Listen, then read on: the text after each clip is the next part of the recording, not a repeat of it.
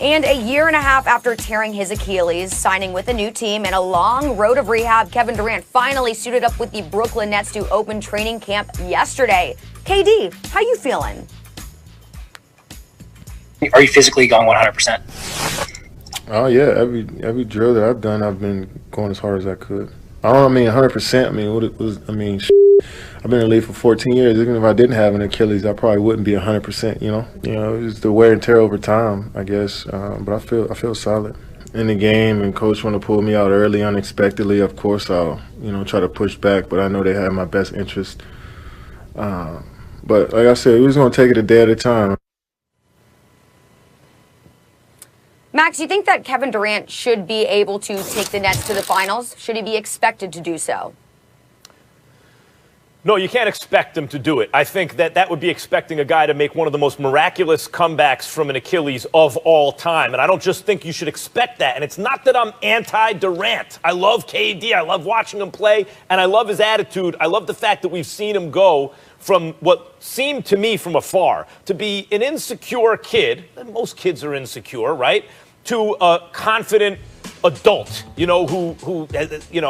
who's not so thin-skinned and maybe doesn't have the same kind of rabbit ears he used to, and is more, seems to me, to be more kind of satisfied with who he is and what he's done and where he's going. So all that's good. I root for him.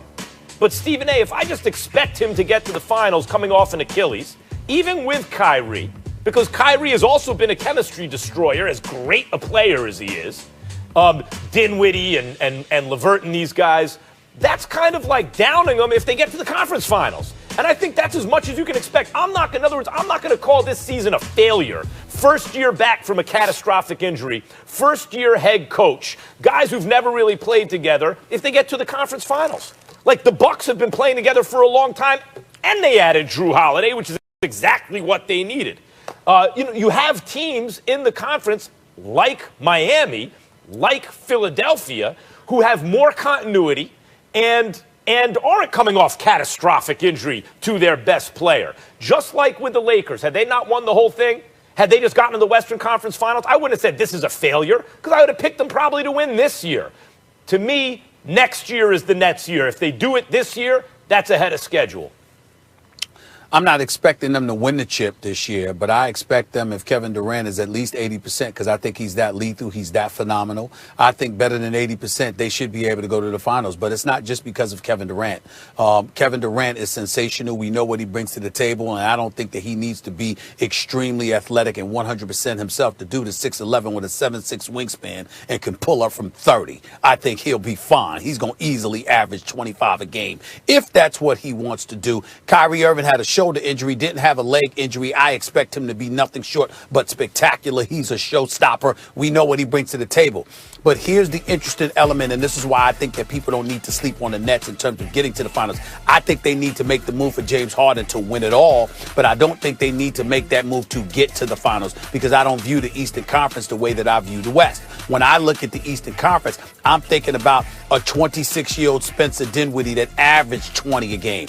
I'm thinking about a Joe Harris who just got his new deal that shot 42+% from three-point range. I'm thinking about a Karis LeVert who averaged 18 points a game, and we know he could ball, especially what we saw him do, particularly in that game against Portland that they lost in the closeout game in those 8-game bubbles, those 8 games in a bubble where they were going up against Damian Lillard and those boys. These brothers can play, and when I look at what they bring to the table and how they can play, I don't underestimate nor do I sleep on what they bring to the table. I think that, combined with veteran leadership in that locker room to help Kevin Durant, I definitely think that when you look at it and it comes down to this, they got a superstar in Kevin Durant, who at 80%, by the way, is still a superstar. They got a showstopper in Kyrie Irving, and they got a bunch of supplementary parts that ain't average. These brothers, Karis LeVert, Spencer Dinwiddie, can play. Joe Harris can really, really shoot.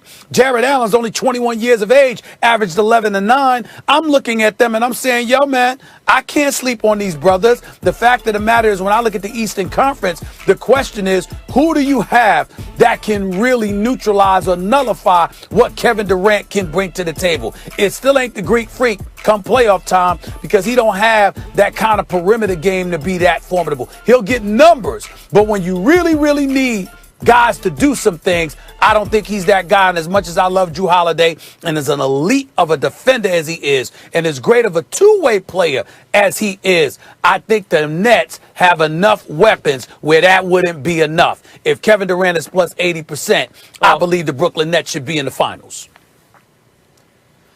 Yeah, I'd say if Kevin Durant's closer to his real self. I mean, at 80%, let's call it Paul George. Forget about exactly the game, the size, like how much value is 80% of KD. Let's call that Paul George. I look at Paul George, Kyrie Irving, and in other words, Paul George about 80% of the player that KD is. I look at Paul George, Kyrie Irving, LeVert, and these guys, and I think that's a damn good team. But as soon as you stop thinking of KD like MVP KD and start thinking of him like an all-star or an all-star plus KD, now you think about matchups like the Bucks, where Giannis is an MVP caliber player, like where Drew Holiday is more than just an all-star when it matters most. Now, they didn't get Bogdanovich in that deal. Had they gotten Bogdanovich, even more. Still, they have Middleton and they have shooting. Brook Lopez can defend the rim and shoot. When I look at Philadelphia, Simmons and Embiid, in terms of upper-end talent and size, you can start to compare those guys to Kyrie and KD. Kyrie and KD more talented, but not much more talented.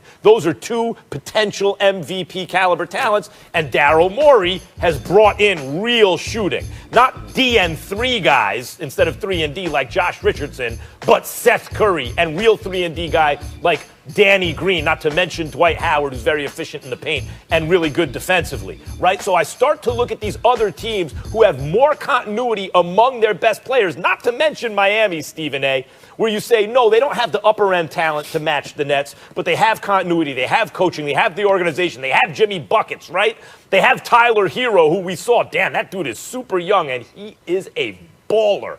They have Bam, who just signed up. They have Tyler Duncan Robinson, who can shoot the lights out. They have a really good team. I see competition like that in the East. This ain't your Big Brother's Big Brother's East, right? This is the new East. They have better, higher-end teams. And KD coming off that injury, I'm just not going to assume that he gets to the finals. I'll assume they get to the conference finals. They'll be one of the two teams left standing in the East, but I'm not going to assume more than that.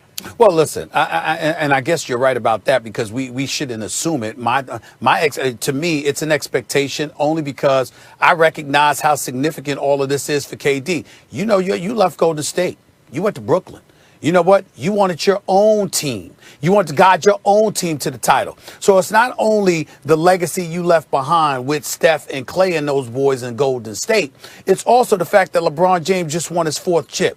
What you going to do? Because KD would have tied him. If KD had ultimately not gotten hurt, he would have had his 3 rings, because they would have won 3 straight, because they would have walloped Kawhi Leonard and Toronto Raptors. Probably would have swept them, in my estimation. So I'm looking at him coming off that injury, coming back here, and with LeBron being that dude, the champion right now, the 4-time champion, having Anthony Davis in the crew, I think Brooklyn's going to need to make a move for James Harden, because I think that's the only thing that could potentially knock the Lakers off, is if James Harden arrived in Brooklyn. I don't think anything else gives anybody a shot against the Los Angeles Lakers. But in terms of KD and his agenda and what he's got to prove, listen, you trying to sit up there and match LeBron. You trying to get another chip.